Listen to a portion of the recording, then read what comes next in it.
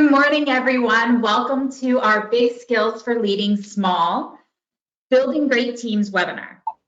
My name is Teresa, and I will be your tech support and organizer for the webinar. Our presenters today include Monica Williams, Area Manager and Consultant for the FSBDC at Seminole State College, Ellie Membreno, Consultant with the FSBDC at UCF in Kissimmee, and Jessica Ali, Program Coordinator and Associate Consultant with the FSBDC at UCF in Orlando.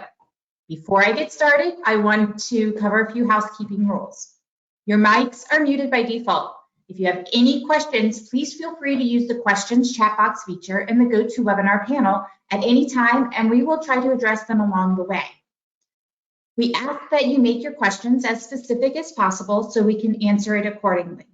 Please do not use the raise the hand feature. We can only take questions and comments through the questions box. Copies of the handout that will be discussed today will be in your handouts tab on the GoToWebinar panel. Evaluation survey for this webinar will be emailed to you shortly after the presentation. So please check your inbox at the conclusion and submit your feedback as soon as possible. These surveys are very important to us, and we do take them into consideration when planning future webinars. So I'd like to tell you a little bit about the SBDC. The SBDC, or Small Business Development Center, is an economic development organization that exists to help small businesses grow and succeed, and we serve an 8-county region. We are state designated as Florida's principal provider of business assistance and are partially funded by the U.S. SBA, State of Florida, and other local support organizations and community partners. The SBDC has been around for 45 years, and we have offices throughout Florida, ranging from our headquarters in Pensacola all the way down to the Keys, with each region being hosted by a university or a state college. In Central Florida, we are hosted by UCF. Our service offerings include no-cost, one-on-one consulting in different areas of business. And normally our in-person seminars, but now virtual for this year, various business topics and strategies, including government contracting, sales. Some of our upcoming ones include government contracting and sales, all the way down to how to start your business and marketing for business success. And without further ado, I'm going to turn it over to the team, Monica, Jessica, and Ellie. Thank you, Teresa. So we were going to start with just letting you tell us a little bit about you. So I think we have a couple of polls that we're going to put out there so you can give us a little bit of feedback.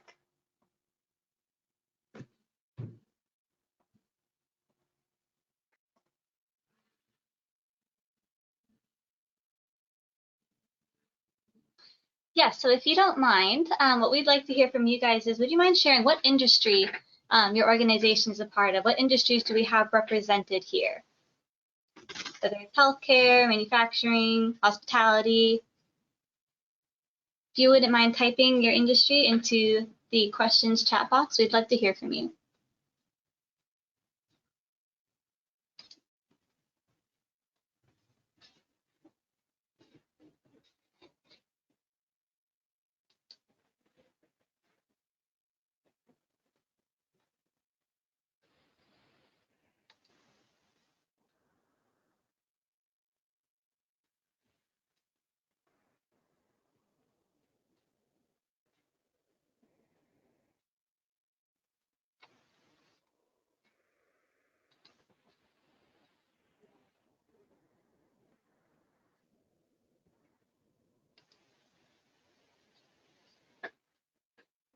We have about 10 more seconds for this poll, and then we will be moving on to the next poll. So if you guys can please go ahead and answer the question.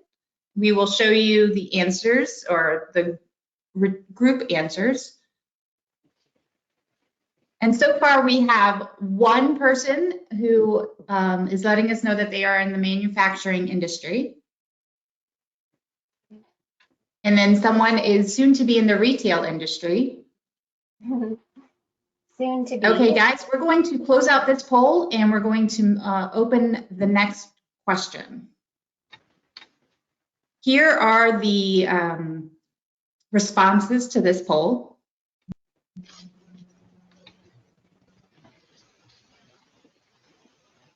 Great. Wow, Monica, look at that. 60% company activities. We got some good team building going on. That's great. Okay, now I'm going to launch the next poll. Okay.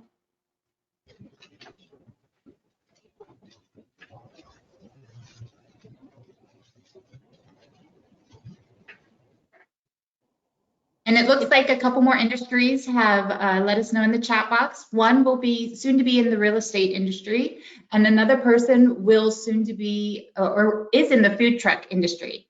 Again, if you guys can please let us know what industry you are in the chat box. That way we can help tailor the rest of the presentation. That would be appreciated. And also answer the quick poll.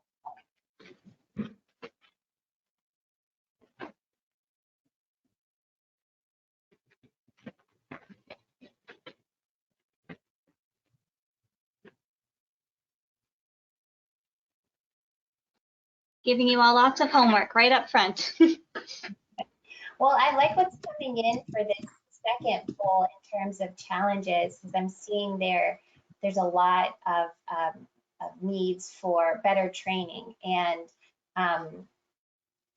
that makes me excited because this is what our team is really good at. So I think that'll be great. We did get one more answer. Somebody else in the webinar is in business coaching Oh, nice. and professional services. Great. So we're all across the board here with the industries, which is great. Okay, I'm going to close this poll. So you have 2 more seconds. All right. All right. And this is the answers of that poll. Yeah. Yeah. This is great. This is sort of what we thought you were going to say in terms of needing better training and a lack of talent, which is it's good to hear because you're in the right place. You're in the right place. That's what we're going to work on and talk about today. So for communication and improve in culture were kind of the last two, but no one's having conflict, which is wonderful. Which is wonderful. Switch the screen back over so that I'll lead us through our introduction. I just wanted to give a little bit of background in terms of just a little bit about what we're gonna, who I am and what we're going to do. I have.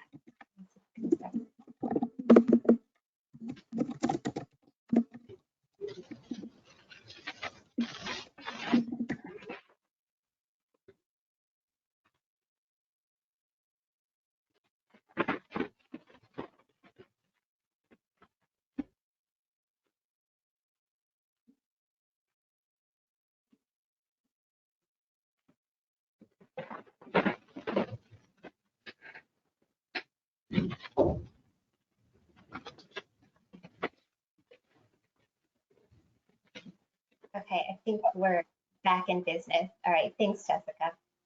Of course. So we have done this with our HR team. We sort of did a little introduction in the beginning. Our HR team is Ellie, myself, and Jessica. We really did our first of a 3-part series we're doing for our HR series. Our second is today, which is on leadership and really development of your team. And then the third one that's coming up is going to be managing employees, and Jessica's going to be taking us through that. So I have a background and experience in running small business. I've had a private practice where I've basically spent my career developing others. So this really shouldn't be a surprise that today we're talking about discussion is about relationships and really how to have better relationships in the context of work. So work is extremely complex these days. There is this dynamic of power and influence, and more than ever, people are coming to work, whether it's right or wrong, and they're looking at work for more than just a paycheck. It's a source of identity. It's a source of fulfillment, personal goals and passions. It's a place to connect socially. And so work is extremely important. And so how we connect and what we're doing in terms of creating culture, how we connect to others shapes our business and also our lives. So it's kind of it's a big, broad topic, and we're talking about it in one specific context today, but that's what we're talking about is relationships. So it's kind of fun for me. It may not be fun for everybody, but this is one of my favorite things to go over. So just a quick, just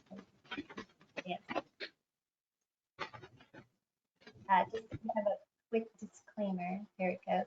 So that, you know, we're just talking in general today. So if you take something and you don't like the advice, sorry, there's no need to be litigious. We didn't mean it. But what we're talking about is, in terms of, you guys answered it in the poll, is one of the big things that's happening right now in small business is our labor shortage. So we're talking about relationships in the midst of the labor shortage, because we're not just trying to get employees and have them on staff, but we're wanting to talk about how you can really create a thriving team of engaged, happy performers.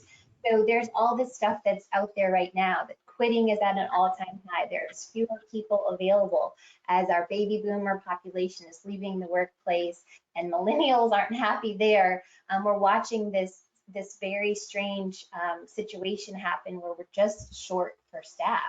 And so it is a big deal. And in case you needed more information and more data and you couldn't feel that it was a big deal, there are some numbers that can kind of help. So we're seeing this trend where there's millions and millions of jobs that are open. There is 36% employees are planning to quit within the year. So they're sort of waiting for the pandemic to end and stabilize, and then they're going to leave their job. And you know from the survey and the poll we did that most of you are struggling to fill the job. And most small businesses, almost half, are in that position. Well, we've all seen the headlines. You know, McDonald's is paying $50 to an applicant if they will just simply apply. I know I was reading an article that IBM is tapping Uber drivers and training them for tech careers. And almost everywhere you're seeing sign-on bonuses. And so small businesses aren't able to sort of do all of these things. And they're often feeling this crunch, which I believe is part of the reason why we're seeing this. 50% of small businesses are trying to fill in jobs. So that's kind of why we decided, let's not talk about just relationship and how to be better with managing your people, but let's talk about the big skill, the big tool that will help you keep your employees and then create highly engaged, productive teams. And so this is the one skill I see used over and over again by big companies, but almost never does it exist for the small clients and the small businesses that I see. I truly don't understand why small businesses have not picked up on this skill. And so that's what we're going to talk about today, this big skill that you should be doing. And then why you should care. So why do you want to add on another thing to the list of things that you're already doing as a leader or as a business owner? And then how to implement it now. So we're going to do some skill development. And at the end, we're going to talk about, we'll answer your questions. And so at any point, you guys have already learned how to use the chat box, since we already put you to the test there. So at any point while we're talking and discussing today, please go ahead and type your questions into the chat box when it comes to mind. And we'll just gather them and we'll kind of go over them at the end. But if it comes up for you while we're talking, you can just say, you know, slide 7, there was a question, or however you want to let us know that this is something you want to come back to and go deeper into. We're happy to, because this is going to be a lot of information packed into a short amount of time so that we can give you the skill and show you how to use it. But we're here as a team, and not just the 3 of us. A lot of our business consultants have the skill sets, but we can help you kind of work through and learn how to do this.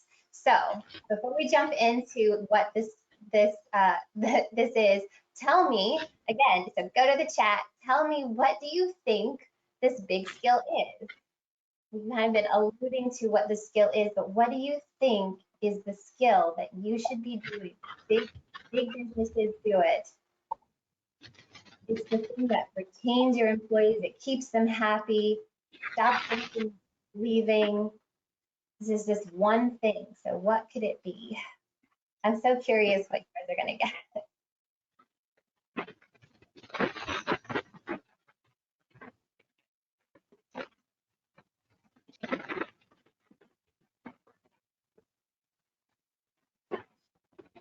Okay, I still see a little bit of typing, so just a few more seconds for you to guess, and then we'll go.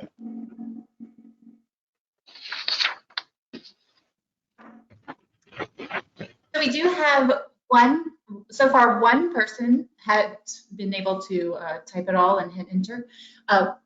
Got two. So the first person says connecting with people, they believe is the big skill. The next person says the future. Somebody else believes that servant leadership is the big skill.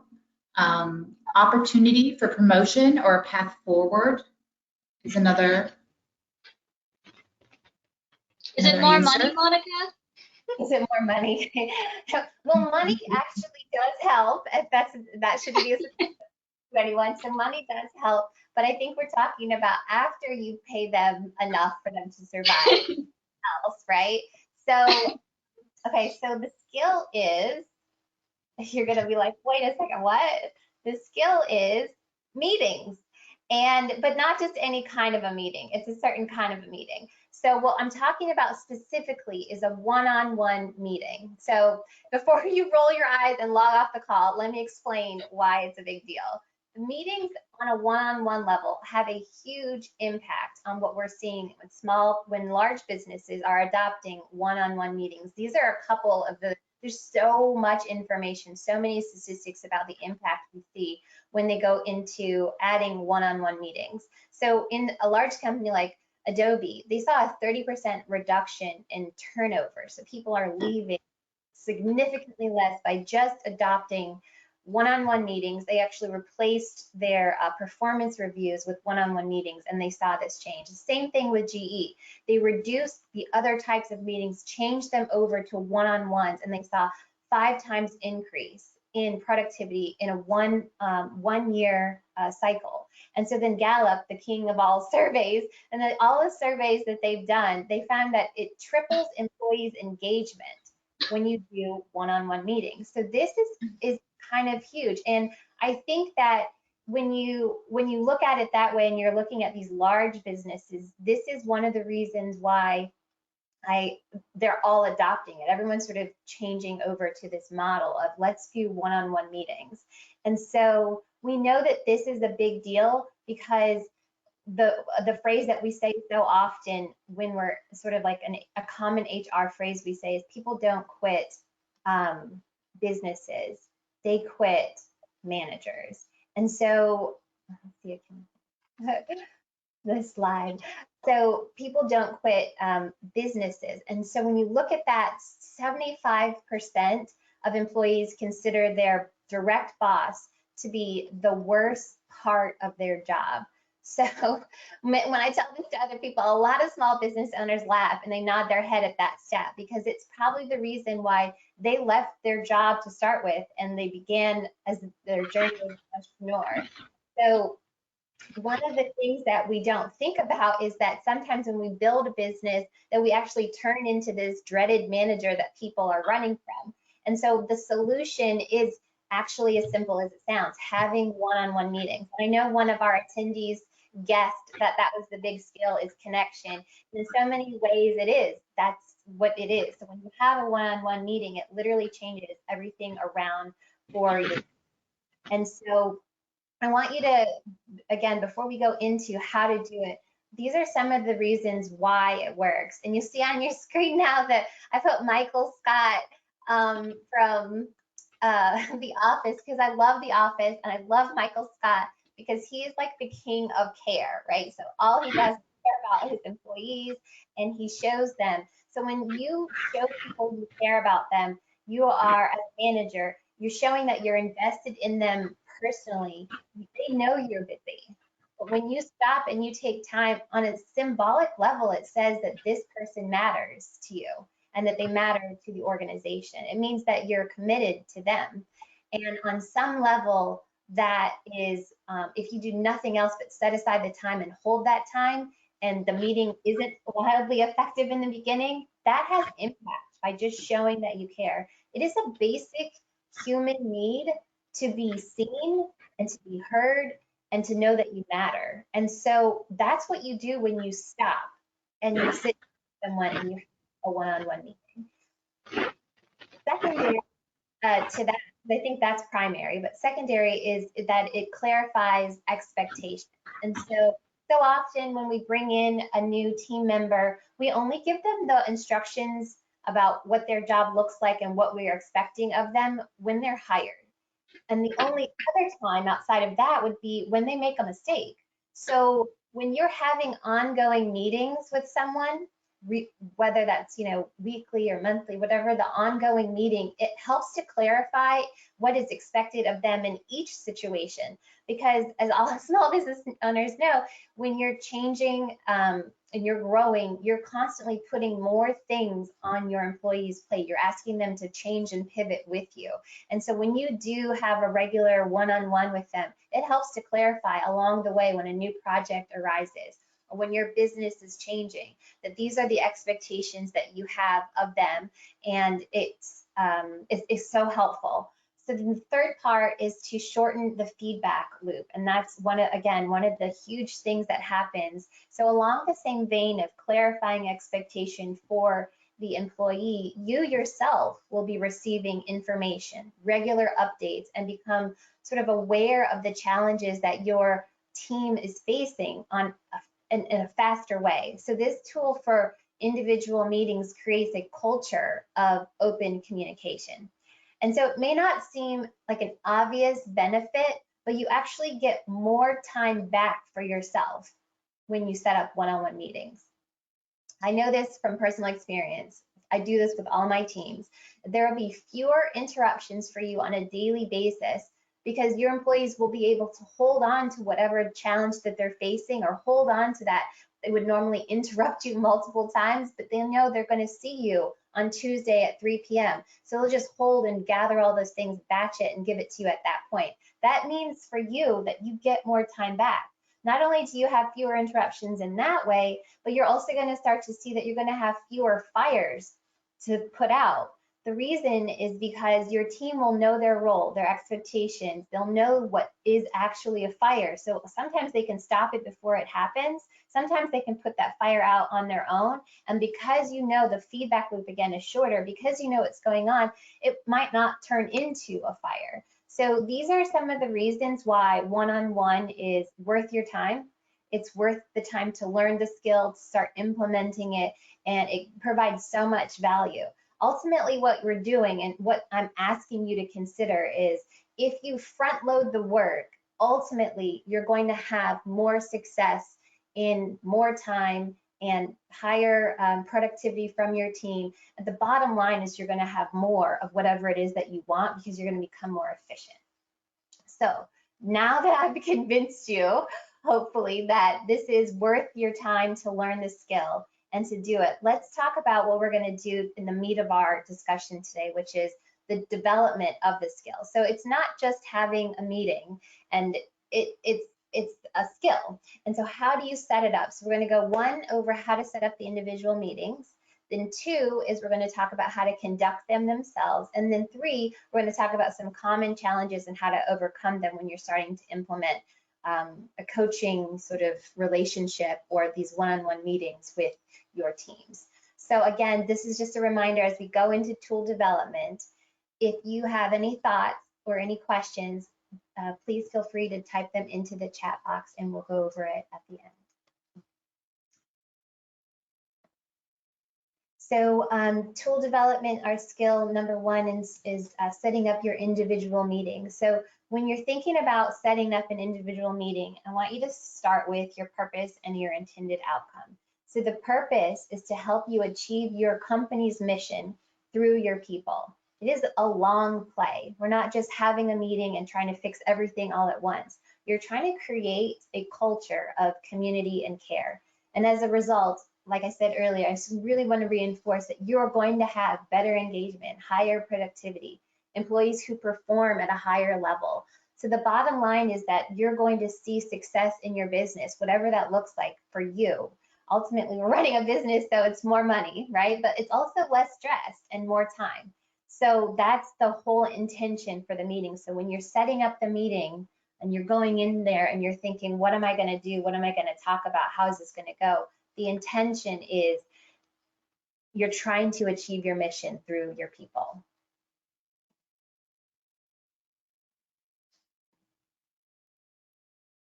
So what is the tone like for the meeting? So the meeting itself, should it be more like a, you see this person high-fiving, it's gonna be more casual, like we're having a lunch date with our friends, or should it be a little bit more professional, like an interview? Do you want to have your laptops up? Do you want to have note-taking ability?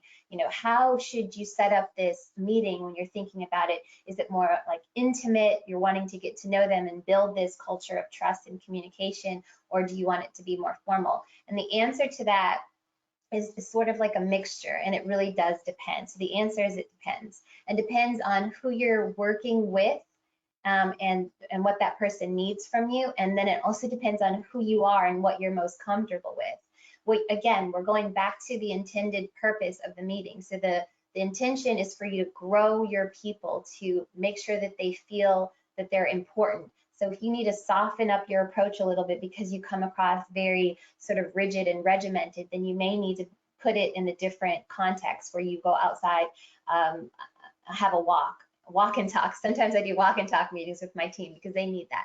Sometimes it will be over lunch, and that's perfect for some team members, but it really does depend. But I would always encourage that you do, in terms of setting the tone, make sure you do collect information and you take notes, because you do want them to feel that it is serious on some level, that you take talking to them and their development to be important. So I think that is one aspect. It doesn't matter sort of the setting itself, it's really dependent upon you and that employee, but make sure that you do something that does signify to them that this is important. So then when you think about what your role is in this meeting, are you the leader of the organization and you're kind of leading them along? Are you coaching and you're cheering for them? Are you a manager where you're just looking at performance and you're thinking about compliance? And then are you some sort of a friend where you're supporting them because they're confiding in you? And as you have these meetings more regularly, you're starting to learn a lot more about them. And so you're becoming, in this sort of gray space. So how do you figure out what you need to be in terms of your role? And so a lot of times when I'm looking at this and I'm helping business owners begin the process of coaching, I'm thinking about them as more of a manager and more as a coach. And those are the two that I would use. Not so much leader as a visionary, not so much friend, but that's a little too personal, but more of a manager slash coach. And I love this definition. Managing is about telling, it's about directing, about being an authority figure. It's about a specific outcome. So thinking about compliance. And then coaching involves exploring, partnering, and improvement. So you're helping them get to the best version of their self. So whatever they see about themselves. So that's why I think it is a combination of the two. Sometimes you are directing and you're saying, this is what we need to get done.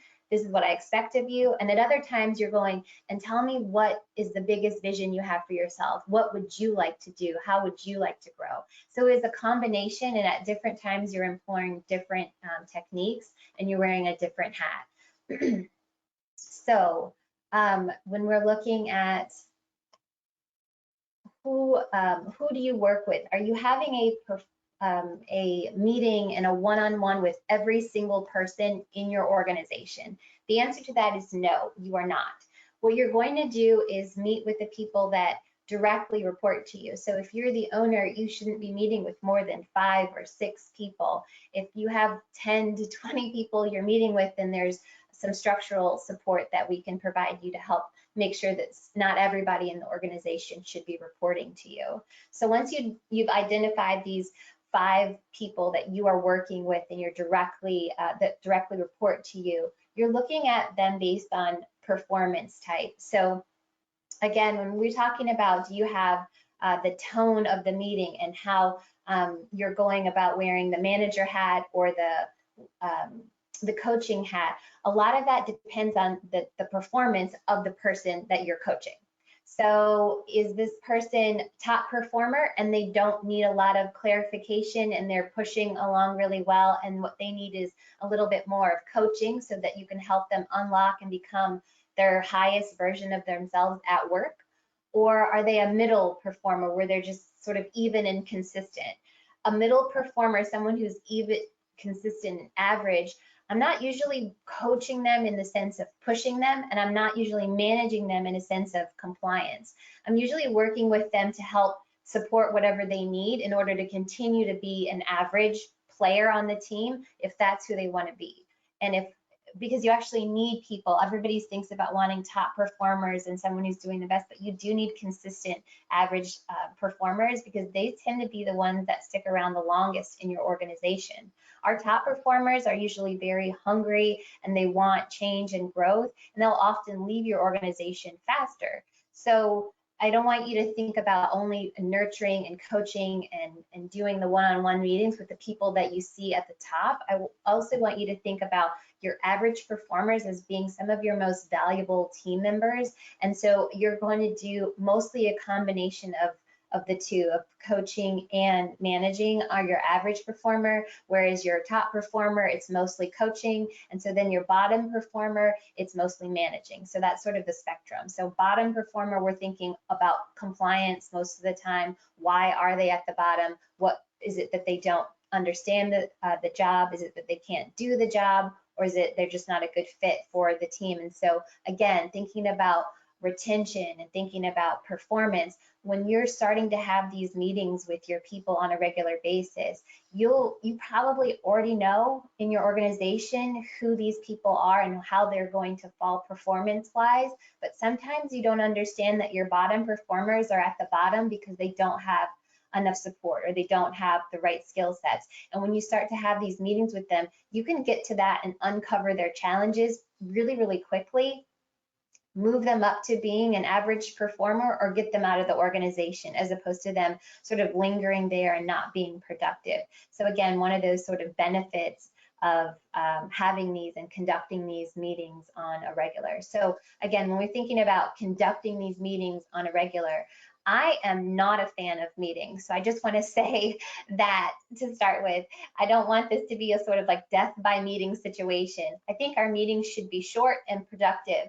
And so when you're thinking about how do you go about conducting the meeting, how do you go about introducing it to your team, deciding on the frequency and setting agenda, this is important. It's important to think about what's reasonable and realistic for you. It's important to think about what the cadence is of your business. And so when you introduce it to your team, it's going to be, you see the little person that's like, listen up and shouting it out. It's going to be important that you bring everybody together all at once and say, we're going to start implementing one-on-one meetings so that I can help everybody get what they want to out of this job. You want to make sure that it's done professionally and positively. So you never want to say it in when you guys are doing terribly as a team, or if things are suffering and you're going to go, hey, we're going to have one-on-one meetings. That's sort of a terrible way to introduce it, because now everyone's sort of fearful, because meetings typically mean I've done something wrong. And so I always want to introduce this in a positive and professional light. We're just going to keep it really clean and quick. I usually would prefer that you don't do it by email. Again, doing it in person, read the room, understanding your team, make sure if they have any questions, they can, you can answer it right then, but letting them know and letting them hear it from you that this is a positive thing. It's because you wanting to help them perform the way that they want to perform. You want to help support them, and you're going to start setting aside this time to have meetings with them so that they can get what they want, is one of the best and easiest ways to not overthink it, but just quickly introduce it to your team. But once you introduce it, you have to back it up. So you have to do it, and you have to do it on a regular basis. So when you're thinking about the frequency, again, you're thinking about the cadence of your business. If you have a very long sales cycle, a very long project cycle, you may not have to have meetings as regularly. If your business moves really, really quickly, you may need to have meetings once a week, but I would never go more than once a month. So somewhere in the once every other week or once a week would be the frequency that you want to have these, which means they don't have to be very long. They can be 30 minutes. once you start to get the hang of them. And sometimes in the beginning, because you haven't been doing this for a long time and you've been in business for 10 years, sometimes in the beginning, you really do need to have them more frequently, and then you can move and change the pacing of them later. But the trick is, no matter what you decide, it needs to be consistent. Again, you're building, it's a relationship, you're building trust. So you need to make sure that you do what you say you're going to do. You introduce it to the team, you're ready to roll it out, you begin implementing it, and if you have changes, you let everyone know. We're going to do this. You can even let them know you're testing this out to see if this is helpful, because you've read a lot about it, you've heard a lot about it, you know a lot of teams do it and it's going really well for them. You'd like to try it. We're going to try it for 6 months, and then I want you guys to give me feedback. You can do all of these things, not from the person that has all the answers, but again, creating a culture of open communication and dialogue. I'm not asking you to give away all your power and let them have influence on every single thing that happens in the business, but you can find out if this works, and it's okay for you to test it out and figure out if this is good for your team or not. So then you're looking at, when you have this meeting, now you already know, they know when it's coming, you've decided on how frequently you're going to meet, you've decided on how long it's going to be, you've decided the tone that it's going to be, whether it's more formal or less formal, and so then you sit down in the room with them, and then what do you talk about? So let's look at the agenda. This is a standard agenda that I would use, and this is part of what you're going to receive in the handouts section. I think we have the handout attachment, and you're going to have this. It's the meeting agenda for every meeting. It doesn't change. Every single meeting is laid out essentially this way. I do a pulse check in the beginning.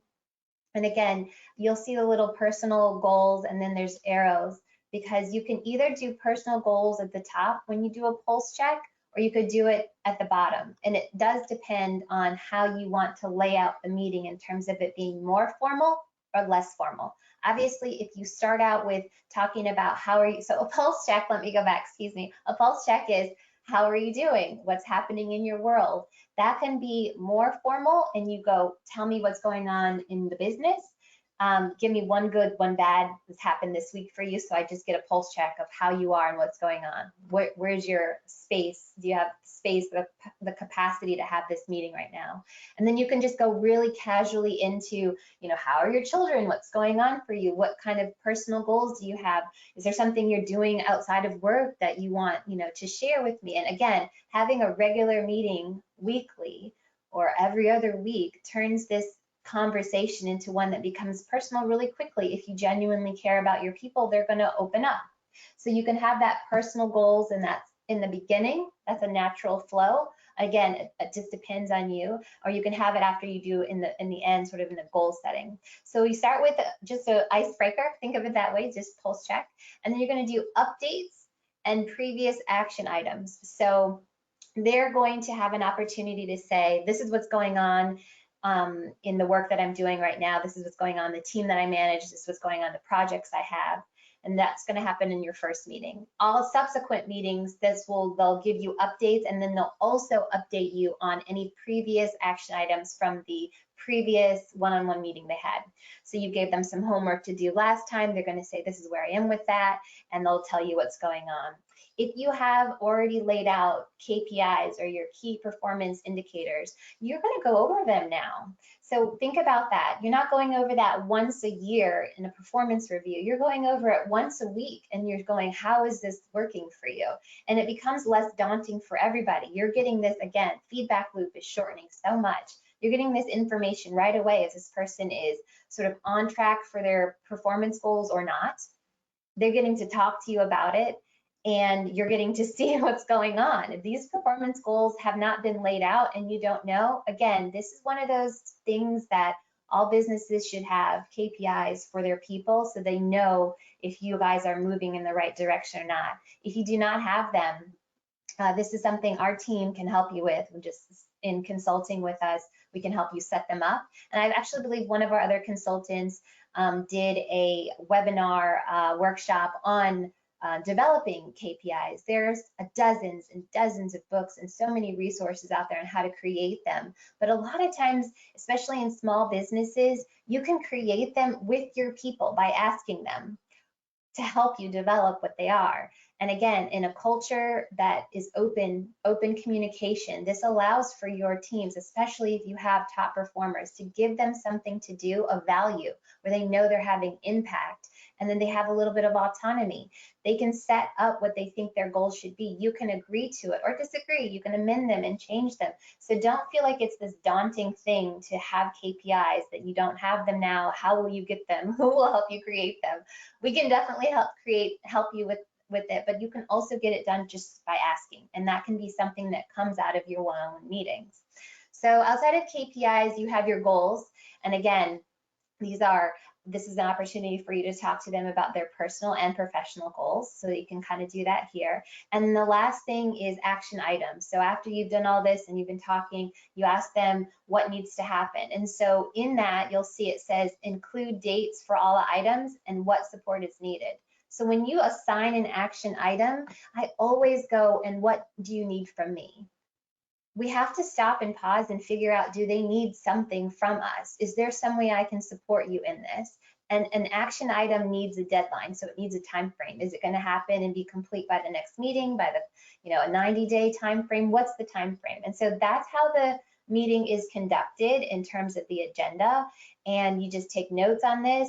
You can take the notes, they can take the notes. Somebody needs to have notes taken and then shared with the other person.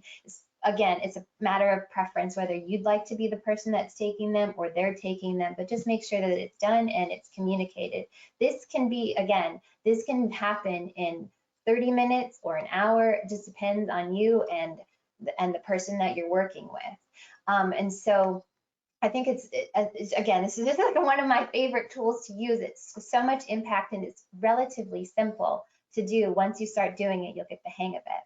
So we're going to talk a little bit now about the common challenges and best practices. So Ellie is going to start us on some common challenges, and then Jessica's going to lead us through a couple of best practices for you guys to implement this now, because we want you to leave here with just the basics on how can I start this now. So I'm going to leave it over to you, Ellie, for you to talk to us a little about some of the common challenges.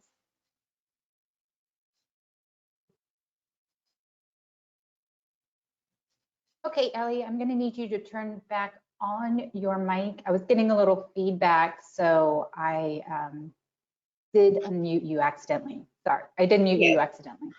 Thank you. Yes, thank you. Thank you. Thank you, Monica. You know that as a leaders, we have to face difficult situations in our workplace. And how can we deal with those? First, you have to put your mission first. Remember, as a leader and as a business owner, your mission comes before you. That doesn't mean I'm the owner, so I can do whatever I want.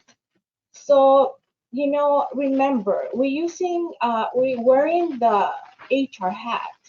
So we have to put our mission first. What is our mission then? Is our business success, or is our goal? Our goals are this mission, or it's my clients. So we have to know what we are we want to accomplish, and that will be the mission that we have to have before us. And then accept the fact that you're the one who has to address and solve the situation. In HR, document is very important. Have those policies and process in advance will help you to solve this situation. So we're going to give you 3 difficult situations that we face in our workplace as an examples, and how can we deal with those. So we have, for example, when an employee personal problems affect the job performance. We know employees' personal lives can affect their ability to do their jobs and interact with coworkers and clients. Even when employees have several personal issues to deal with, they must meet performance expectations and act professionally. Employers should be concerned with employees' stress levels. Stress has a severe impact on worker productivity. We have to deal with that. And now with COVID and we're returning to work, this is a very current topic. As business owners and supervisors or leaders, we can be supportive and undemanding, but we must enforce performance and conduct standards at work. So as Monica was saying, what is the big skill? The one-on-one meeting will help us to address the situation, but provide a specific example. Listen, you can accommodate certain circumstances and opportunities for them to come up over all those situations.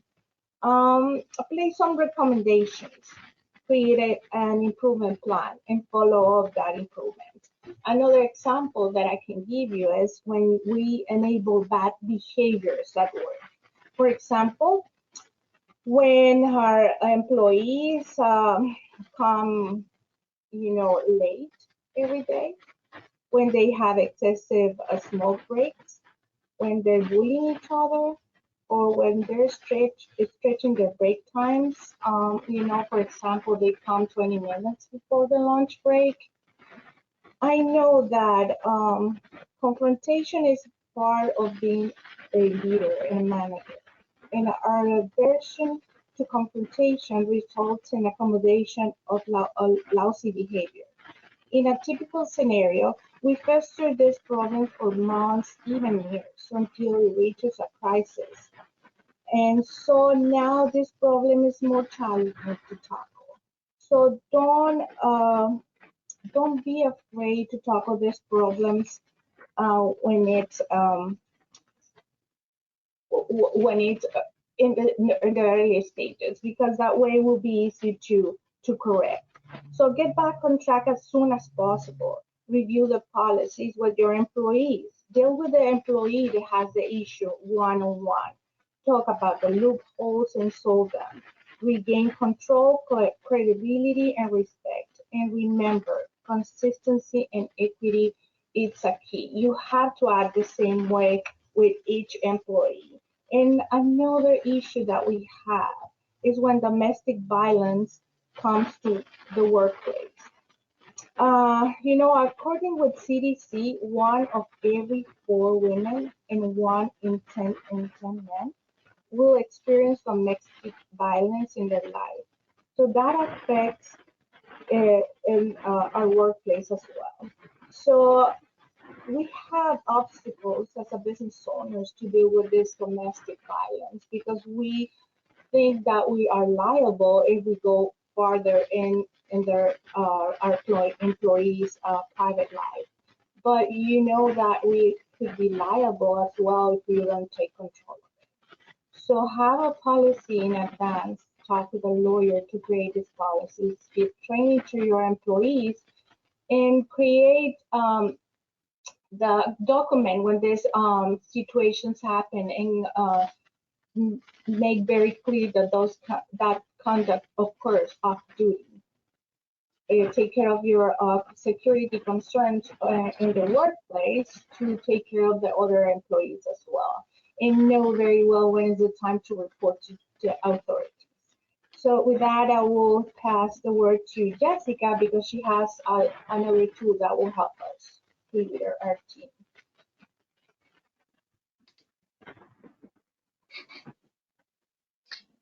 Great, thank you so much, Ellie.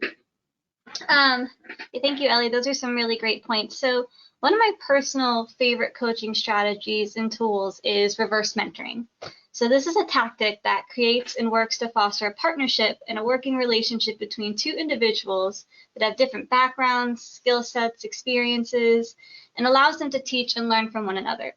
So you've probably noticed at this point that we have 5 generations in the workplace today. We can take advantage of this further through reverse mentoring.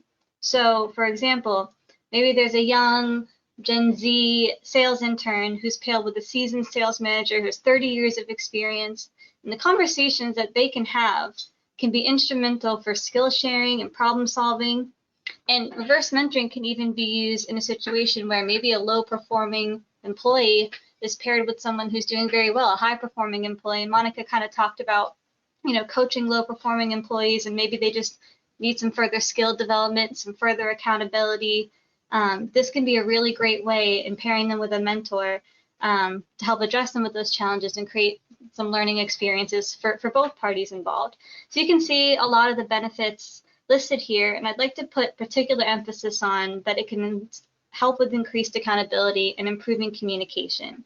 So, and also better retention rates, because they're building relationships, and as Monica was kind of indicating before, it's not always that they necessarily quit their job, it's that they quit their boss, or they quit because of maybe the poor relationships that they feel like they have in the workplace. So I'd also add something that's really important is in the busy world that a small business owner is living in, you're already wearing numerous hats.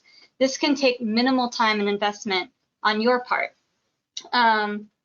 Other than, assisting with finding the right match and making sure that the rapport is working at its hope. So for example, maybe you don't have a lot of time to coach and to, take on a mentoring relationship yourself, but if you can find the right match and you can get their buy-in and you sit these two parties down and you say, this is why I think this would be a great opportunity for you both, and you clarify the purpose and you get their buy-in, it's a really good way to build their trust and get their commitment and get them further engaged.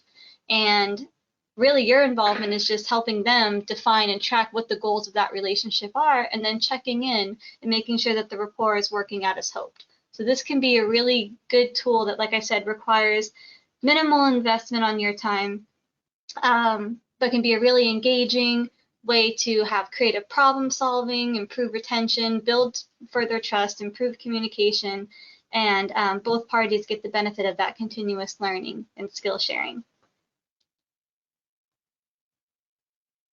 So with that, I will pass it back to Monica and my co-presenters, Monica and Ellie, for some Q&A. Awesome. Thank you. Thank you, Jessica. Thank you, Ellie. That was amazing. Okay, right now we do not have any questions, so go ahead and start typing in your questions if you have any. Thank you all for sticking with us through this presentation. I have personally really enjoyed it. It's a great presentation. Okay. One question. So these are one-on-one. Do daily production meetings count, or is that separate?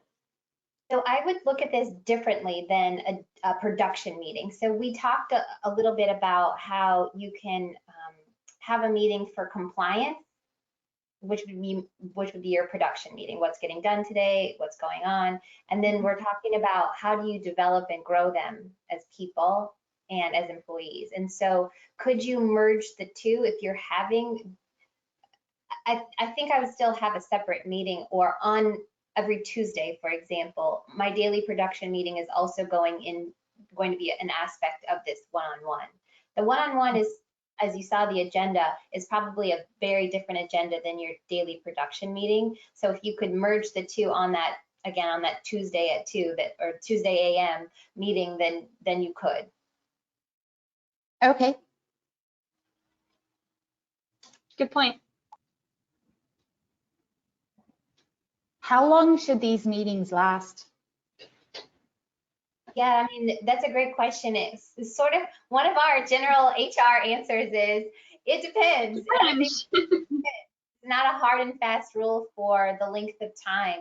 I think for you to set aside 30 minutes to an hour is probably reasonable. I usually will conduct in a one-on-one in the beginning, and it's an hour long in the beginning. Once I get into a rhythm with my teammates, then they become shorter because we have a fluency about what's going on. But if you're having it once a month, it's probably going to be an hour. If you're having it once every week, it could probably shorten into a 30-minute meeting where they're just quickly going over, this is what I have going on. Again, it depends on the cadence of the business, how many things you have. I think the question that came before, you're having daily production meetings, so they're having regular meetings. They're probably going to need to have these more regularly. So it really does depend, but I think 30 minutes to an hour is fair. Okay, we have 2 more questions that just popped in at the same time.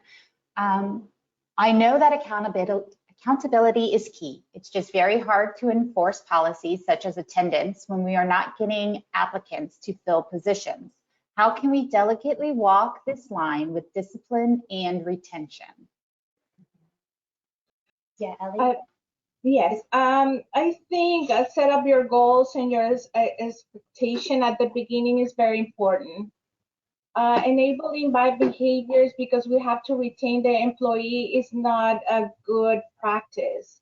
So once you have an employee, if you talk openly at the beginning, what are your expectations and how you will, follow up your goals and duties and your obligations, there will be a waiting for that call of attention.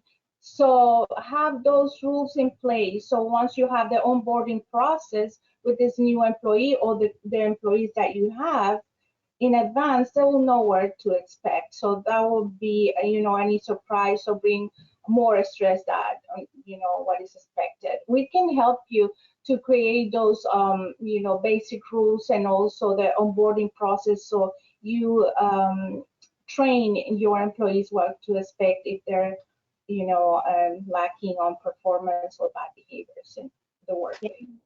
And if I I- just chime in and say that a lot of times when you're thinking about and hiring, I do get it. It's a strange job market right now. And so if you get someone that's interested, you want to go ahead and fill them into the spot. But I would urge you to be we always say very slow to hire, quick to fire. That's kind of our little motto, right? And so even in these conditions, I find it's better for you to hire for fit, hire a personality, and then train for the skills. So if you find someone who's just got an amazing work ethic or wonderful personality that feels like they fit with your organization, but they don't have the skill sets, that's part of what the beauty is of the one-on-one is you can develop them. That's part of the beauty of reverse mentoring that Jessica mentioned, is that you can develop them into being a top performer to do whatever you need them to do. You're just looking for that sort of the right fit. So hopefully with the right fit, you won't have to be so delicate about certain things where you're enforcing or even creating all of these policies that you have to go later enforce. So, that's kind of just one other thought to add to that. Awesome. One more question so far. Very helpful seminar, thank you. Is it appropriate to have someone help translate with language issues? Can you repeat the question, please? I believe the idea of the question is if there's a language barrier, is it appropriate to have someone help with translation? A third-party translator. I believe that's the purpose of the question, yeah. I think we have to talk with you, in detail, so go farther with that. I think the question is if we want to hire an employee that has a different language, a mother language. So if we can have the support, and if that person can be, productive in the position that you plan to hire, and it's just to get, the interaction at the beginning, and then every time that you need it, it's fine. But remember that we need to have this fluent communication with our employees. So that could be challenging, but we can help you. We're here to let you know that you have in FSBDC, we have support in HR as well.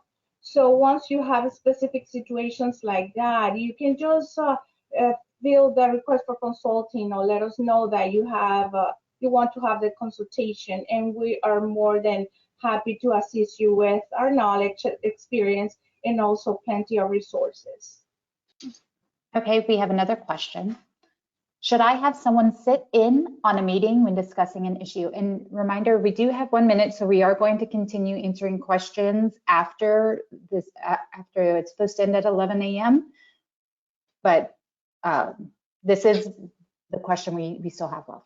Should I have someone sit in on a meeting when discussing an issue? I feel like that was a question. Okay, go ahead. Answer it, Jessica. No, go ahead, Monica, if you wanted to make a point. I was just thinking again, I think the answer depends. I think there are cases, if it's a disciplinary type conversation, there may be cases where an appropriate third party might be brought in. But again, I think just depending on the agenda of that meeting and the issue that's going to be addressed. Monica and Ellie, do you have any thoughts on that? Yeah, I agree with you. I think it turns into one of those, it depends. If you don't know, I guess it's better to bring someone in to be safe, right? If you're just not sure, but it does depend. And if you're going to have an issue that crops up in the middle of a one-on-one, and one of the intentions for our one-on-one is to create, trust and rapport and build this open communication. I guess it just depends on it just depends. We could give you like a clear, yeah, you should absolutely in this circumstance, but that's the sticky, fun part of people and managing people is, but like Ellie said, I'll just kind of reiterate, and I know we have our information here with everyone, but you're more than welcome to reach out and ask us, and if we can help guide you with specific things pertaining to your people and your challenges, we're happy to do that. Let me add something to the conversation. The key here is leadership. So we as a business owners is in charge of productivity, client satisfaction. We also have to enhance our knowledge and leadership. So the situations are different all the time. So we don't have an answer for each one, standard answer. But you as a leader, if you learn and get experience with the time, you will know how to face that. And the other thing that you should address is policies and procedures in place before, so you know how to act. And consistency is another word that is very important. Yes. Well, so far, those are the only questions we have. Okay. Great. All right. Well, Yeah, thank you. Thank you for your questions. Yes, thank you. thank you, ladies, for putting on such a wonderful presentation, Monica, Ellie, and Jessica. If anyone has any follow-up questions or would like to schedule a meeting with a consultant, please feel free to visit our website at www.sbdcorlando.com/consulting to fill out our request for consulting and schedule an appointment. Please be on the lookout for our evaluation survey. We really encourage you to fill that out. It's super simple, should be very quick, and we hope to see you soon. Again, if you have any questions for any of the ladies, please feel free to fill out the request for consulting so you can schedule a one-on-one appointment with them. Those are no cost, and we look forward to seeing you guys soon. Have a wonderful day, everyone. Thank you.